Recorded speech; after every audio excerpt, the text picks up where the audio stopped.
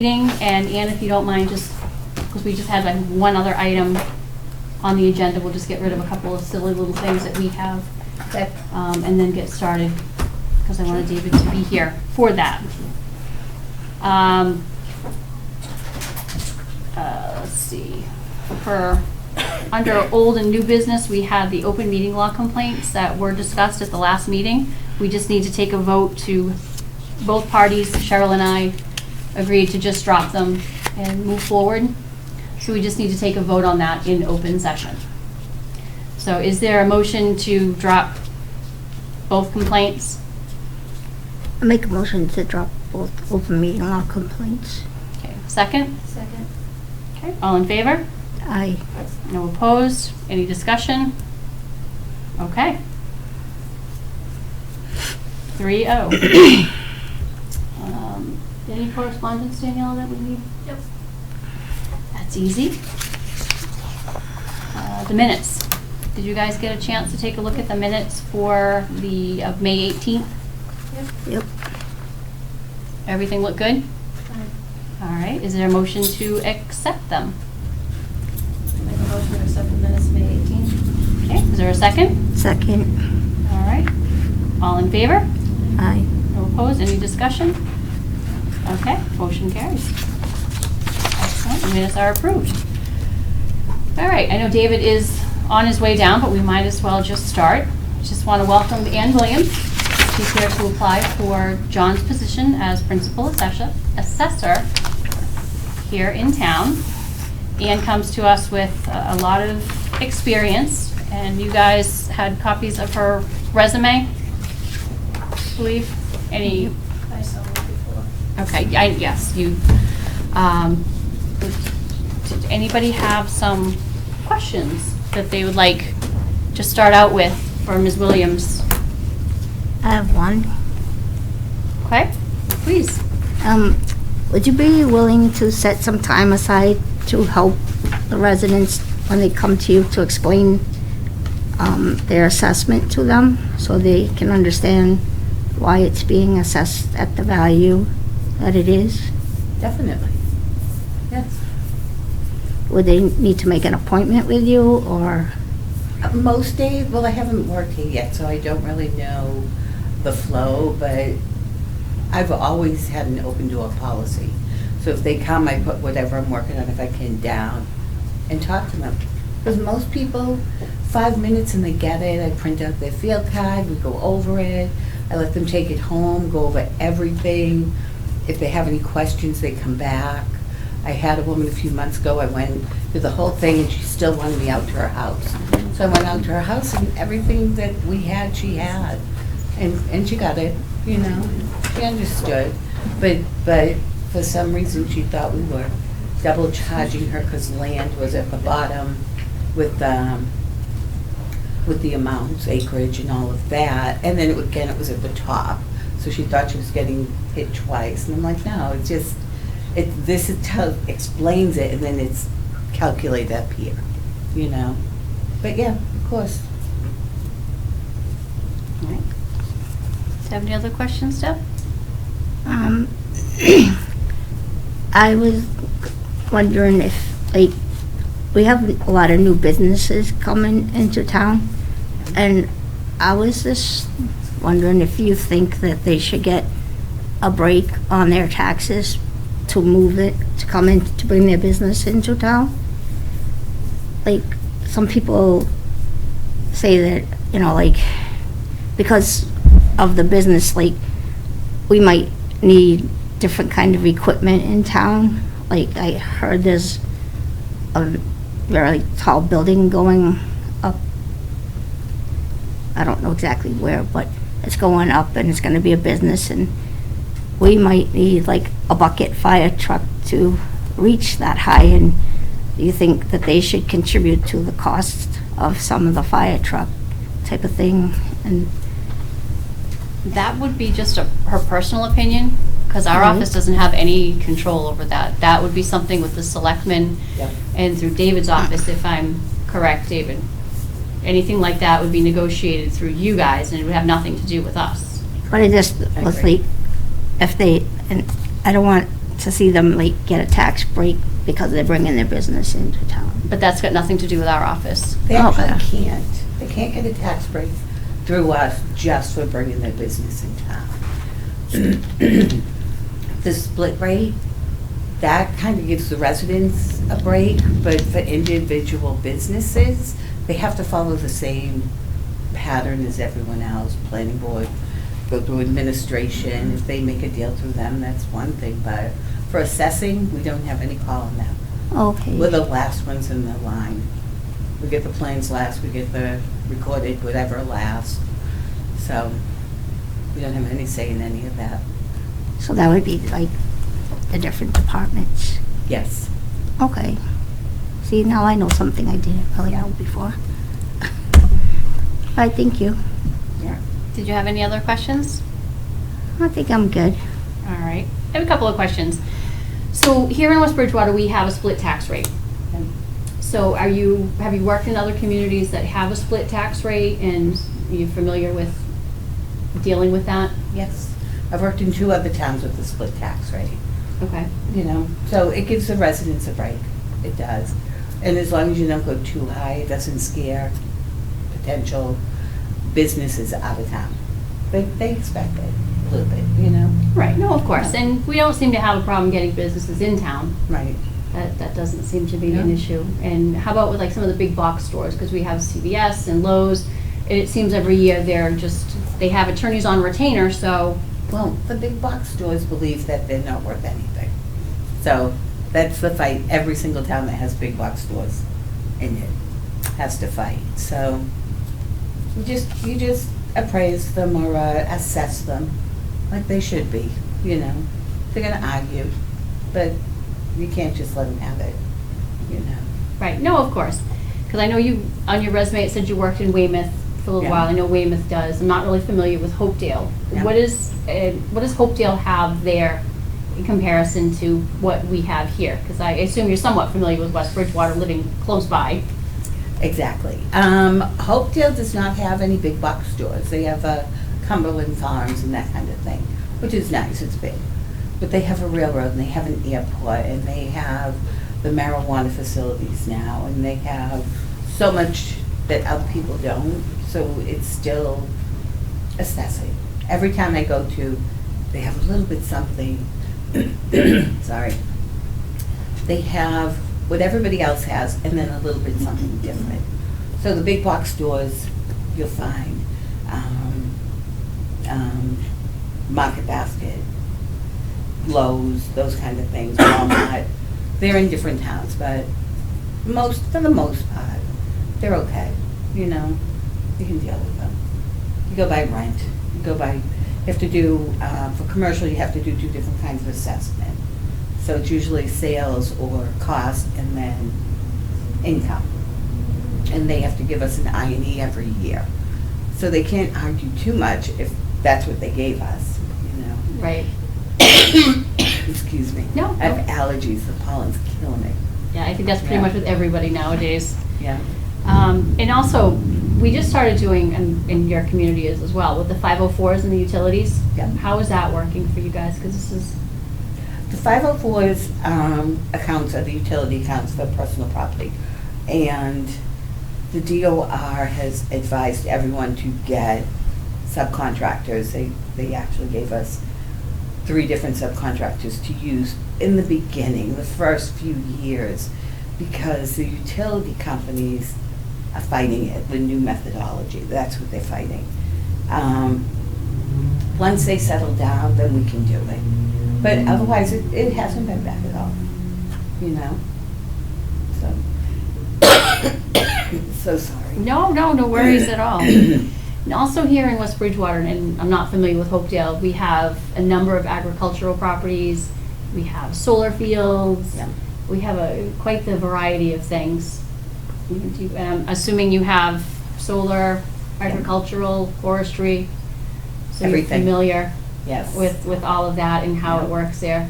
Yeah. In Hopedale, one of the forestries just sold off to the railroad. I apologize. So that we've been going back and forth with. And we have pilots, the solar fields. 2 of them, 2 different pilots with solar fields. Sorry, I'm probably gonna have to get some water. No, Mine. I think David just went to get you some. Oh, that's sweet of him. I should have brought one. If I'm not talking, I don't cough. That's okay. That's all right. And now, in Hopedale, what's a normal day consist of for you there? It depends on the time of year. Right now, I'm working on a lot of the inspections. So we're out doing personal property, commercial, industrial, residential inspections, and making all our changes for the new fiscal coming up. Thank you. Appreciate that. And then we just finished our annual town meeting, of course, so that has taken up a lot of our time before that. We have a finance committee, so we have to meet with the finance committee and, you know what I mean, administration and the whole thing. But that's all done, so that's good. That's a good thing. I know, it is a good thing. How big is Hopedale? Hopedale is about 2,500 parcels before personal property. 2,600 parcels before personal property. Yeah. Would you guys like 3,000? Yeah. Yeah. Weymouth is 21,000. That was just a lot. Yeah, that, I'm sure that's definitely a lot and definitely on the crazy side. Yeah. So what would you say one of your biggest strength is that you bring to the table here for West Bridgewater? Probably my years of experience and I like to say my sources and my resources. I know who to call, I know who to talk to. And I've learned to be patient, not to have to get it done today. If it's something like we're dealing with the railroad right now, and they kept saying, send us something, send us our revise, send us our roll. I'm like, oh, let me think about it. So they got it. They'll be calling soon, you know, because they don't believe it's worth anything. You know, but they have it all set up for this huge development worth something. So I've learned to be patient too, you know. Patience is a very good thing. Yes. Yeah. That is very good. So what would one of your weaknesses be as far as in the job? I know, I'm thinking of that. Weakness? I don't know. I never thought of that. I'm sure I have some. Weakness, huh? I don't know. Honestly. I know I have some. I do. But I probably don't think of them as weaknesses. You know? All right, we'll try it this way. What's your least strength? My least strength, probably the least thing I'd like to do is the analysis. Okay. Because I could spend, I won't say it's a weakness, but you know, it could be a weakness because when I run my analysis at the end, you know, for September, October, I do it so many times because I go from classes, so your single family, your condos, your businesses, your whole thing, go class. And then I go back and I do neighborhoods and I break those up. And then I go back and I do, until I figure out, you know what, these values are right. These are where I'd sell and hire. And this is where, so I kind of spend a lot of time on analysis. I know a lot of assessors that go, I'll run my first runs. Like, how do you do that? I have to break it all down. So I guess it's a weakness. But I feel like when it's all done, I don't feel like I missed anything. Do you know what I mean? No, I know exactly what you mean. Yeah. No, that's good. So that's probably the one thing that drives me crazy the most when it comes time to do that. I have to like close the door and just be in there. Nope, that's in my head. Nope, that's perfectly understandable. I completely get it. Do you have anything else? Nothing? No, I'm good. All right, and Cheryl, you, nothing? Yeah, I can ask a question. Oh, please do. can refresh my memory, how many experiences have you had at the appellate tax board? 2, 1 residential, 1 commercial. And how many years have you been an assessor? I have been assessor since 2014, but I've been in assessing since 2003. I went in as a clerk and worked my way up. So 2 out of all those years. 2. Yeah, most of the time you negotiate. We had a huge one over in Hopedale with the an assistant living, and we had to sit there and negotiate. And Terry was there before me, and she had done a lot of the work. And so when I got there, we just continued it, and we negotiated before going to ATB, so prior to ATB. And it does save you a bundle to do it like that. And how much of a loss did you take? We actually made out well because they wanted us to really, it wasn't that the place didn't have the value, it was poor management. And I hate to say that on film, but it was poor management, and we had to prove that part. So we did give them a break, but we didn't really take a huge hit. You know, because they had been applying for 3 years when I got there, and threatening the next year. And we solved it all then. Terry had set most of it up before me, and we finished it, and I haven't heard from them since. So you guys were able to come to a mutual agreement, Yeah. and they haven't bothered anything Yeah. since then? They've been happy with everything? And how long has that been? They started that in, I want to say 2018, 19, and 20 were their abatements. So 2020, 21, and 22, we haven't heard from them, so it's good. No, that's good. It's nice Yeah. when you can settle and Yeah, everybody can walk away mutually yeah, feeling like they accomplished something. right. Yeah. And they knew the place was valued properly. They just really, the management, it was going downhill. Well, They you had to get can't- new management that brought it back up. You can't blame the place for trying. I know. It's perfectly acceptable. Yeah. Any other questions, guys? All right. Linda, did you have anything you wanted to add into this? I would just add that I would definitely recommend Ms. Williams to the Board of Assessors to fill the principal assessor's position. I think she would be a good asset to the town and its residents, and I think she has the necessary skills.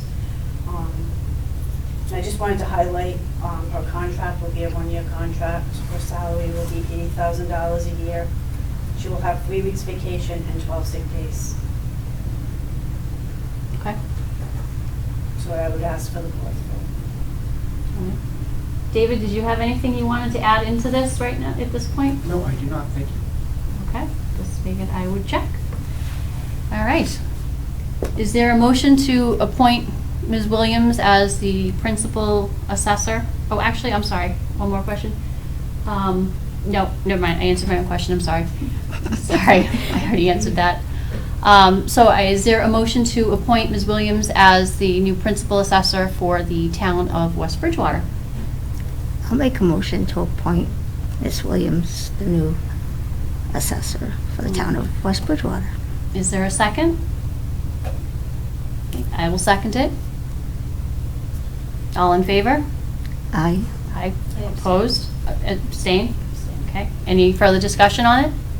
Nope. All right. That's it. There is a vote. It's passed. So congratulations. Thank you. Congratulations. Congratulations. Thank you. The only other question then would be is to figure out when you can start, but that we can work that out afterwards. Yep. Okay. So, Madam Chair, what I was going to suggest is that we'll go to the Board of Selectmen next to do a ratification vote. Okay? And then what we'll do is we'll ask Linda as HR to reach out to Ian, establish a date, work with you to make sure it's consistent with what the board is looking for. I know she's already told us that she has to place a notice. Of course. Which obviously makes sense.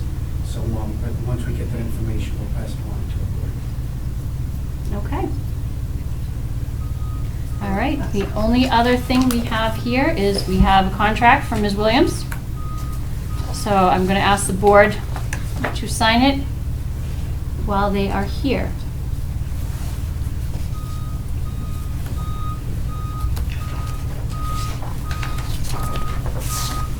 Got it?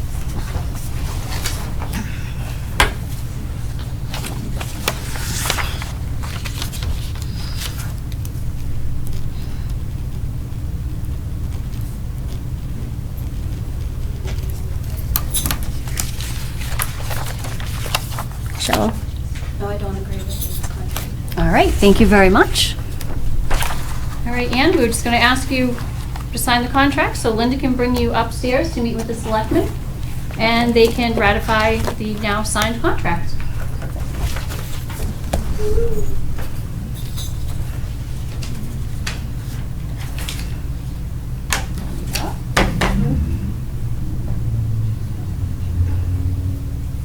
Awesome. Thank you very much. Are you all set?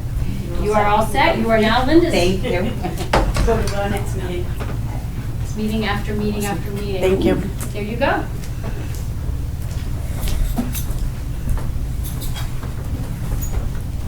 Thank you. All right, with that concluded, is there any public left? So I'm going to assume there's no public commentary since they left.